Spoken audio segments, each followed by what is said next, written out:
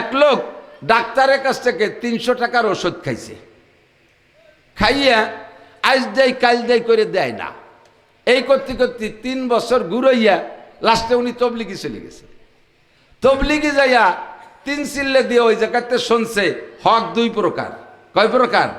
হক্কুল ইবাদ, হক্কুল্লাহ আর হক্কুল ইবাদ। আল্লাহর হক আর বান্দার হক। আল্লাহর হকে যত গুনাহ করা হয় আল্লাহ পাক নিজেই বলেছেন, ইন্নাল্লাহা লা ইয়াগফিরু আন ইউশরাকা বিহি ওয়া ইয়াগফিরু মা দুনা যালিকা লিমান ইয়াশা।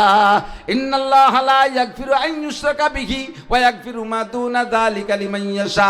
ও বান্দা, তোমার আমলনামার বস্তার মধ্যে যদি শিরকের গুনাহ না থাকে, আবার খেয়াল করেন, শিরকের গুনাহ না থাকে, আবার খেয়াল করেন, যদি আমলনামার বস্তার মধ্যে শিরিক না থাকে, শিরিক মানে আল্লাহর অস্তিত্বের সাথে কেউরে শরীক করা, আল্লাহর গুণের সাথে কেউরে শরীক করা, ইবাদতের মধ্যে আল্লাহর সাথে মখলুককে শরীক করা, এই জাতীয় শিরকি গুনাহ যদি আমলনামার মধ্যে না থাকে, তাহলে তুমি যত বড় পাহাড় সমান গুনাহ যদি করো, গুনাহ হতে হবে। পাহাড় সমান গুনাহ যদি করো, তোমার যে কোনো একটা ভালো কাজ দেইকা আল্লাহ পাক সব গুনাহ মাফ করে দিতে পারে। তবে হক্কুল ইবাদ মনে রাখবেন, হক্কুল ইবাদ মখলুকের হক।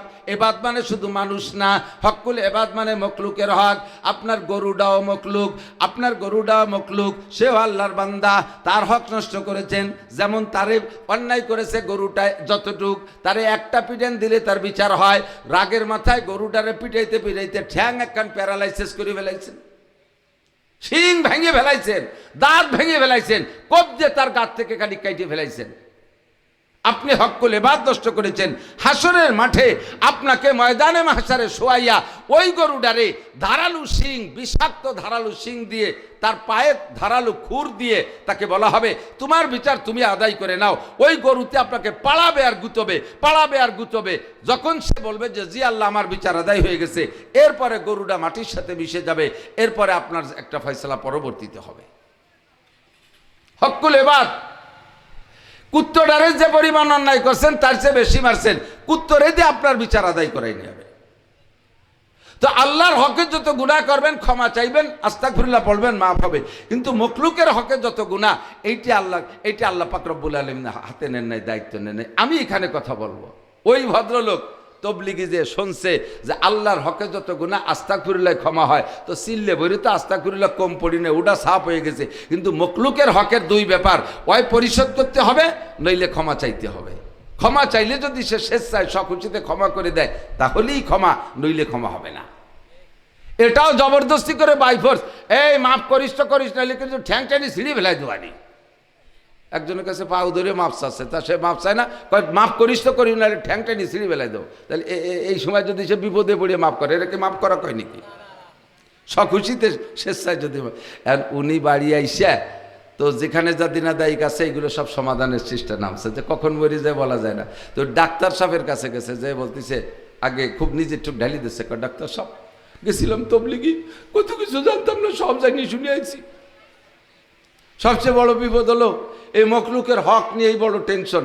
এই জন্য আমি নিয়ত করছি, আমি সারা গ্রামের যারে যে আমারে কষ্ট দিছে সব আমি মাফ করে দিছি, কারণ আমার কারণে লোকগুলো জাহান্নামে যাবে কেন, নিজের চুকাকে ঢেলি দিচ্ছে।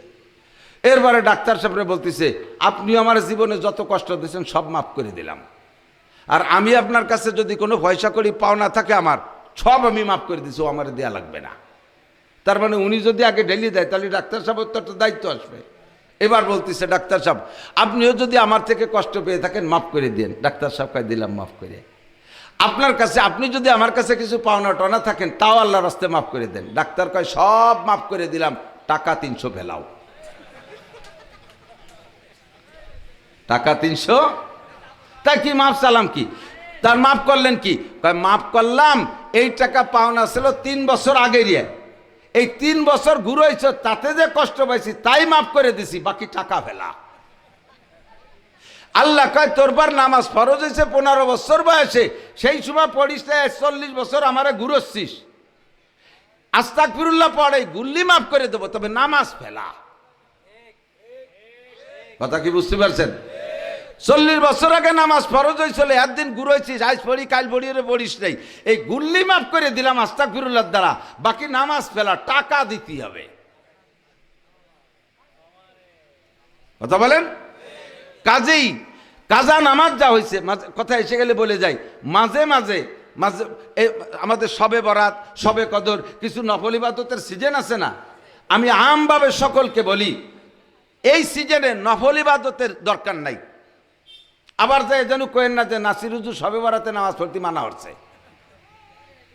সেই দিছি যে 3 দাগে পানি খাওয়া, অথচ যে দাগ চাটিয়ে খালি পারা কিন্তু জিব্বে চলিয়ে যাবে। নফল ইবাদত করবেন, ওই সময় নামাজ পড়ার একটা মন মানসিকতা হয়। মহিলাদেরও আজকে শবে বরাতে নামাজ পড়বো সারা রাত, পুরুষেরও মসজিদে যে একেবারে মাজায় গামছা বাঁধে নেমে পড়েন, আজ সারা রাত ইবাদত করবো, এটা নফল। ভালো করে মনে রাখবেন, 1 লক্ষ বছর যদি নফল নামাজ পড়েন, 1 লক্ষ বছর নফল নামাজ পড়ার এই নামাজকে 1 পাল্লায় উঠে দেবেন, আর ফজরের 2 রাকাত ফরজ নামাজকে আর 1 পাল্লায় উঠে দেবেন, ফজরের 2 রাকাতের পাল্লার ওজন বেশি হয়ে যাবে। কাজেই আমাকে আপনাকে ফরজ নামাজের যে গ্যাপ হয়ে গেছে পিছনে, এগুলো পরিশোধ করতে হবে। বলছি উদাহরণ বোঝেন নাই? আল্লাহকে টাকা ফেলা, নামাজ ফেলা, রোজা ফেলা, হজ ফেলা, যাকাত ফেলা, এই যেগুলো আমার মূল পাওনা, এগুলো নষ্ট করেছিস, ওই দে। আর এগুলো আদায় করার কথা ছিল অনেক আগে, টাইম মতো আদায় করিস নাই।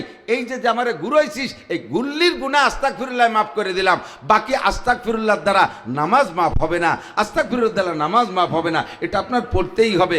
এই জন্য সিজনে সিজনে দৈনন্দিন যে নামাজ পড়েন, মাগরিবের আওয়াবিন পড়েন, আওয়াবিন নিষেধ করি না, এই কাজা নামাজের গ্যাপটা পূরণ করতেই হবে আপনাকে।